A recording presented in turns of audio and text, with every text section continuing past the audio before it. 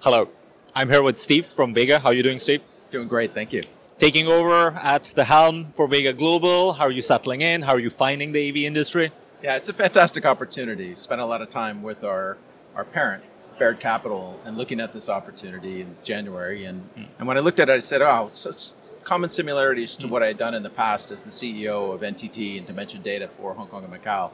I said, from a go-to-market perspective, there's so much more that we can do in this space. Yeah, definitely. And our audience is very interested in what you're going to implement in the short term, right? Yeah. Someone new comes in, we're expecting a pivot. Are we expecting to stay the course? What's there in the short term for you? It's a great question. I think when we look at the business, right, 37-year history, Vega, largest footprint across Asia Pacific and the Middle East. Our BAU, our business as usual business, our core is definitely there. Our growth year on year has been over 40%, right? So it's not something we want to move away from. And matter of fact, we'll probably double down in some markets. But there's also new stuff, right? Just yesterday, we announced AV as a service. The world is moving in that direction. And when I talked about earlier, having my experience 15, 20 years in the SaaS space, I look at AV and it has such huge capital expenditures up front. Why doesn't it move into a AV as a services model, right?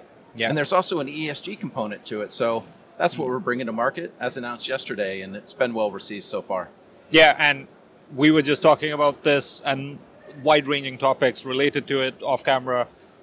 I'm so interested to see how your expertise is going to try and take Vega towards that mature tech giant kind of role, you know, with the Microsofts, the Ciscos, the people who do software for everybody.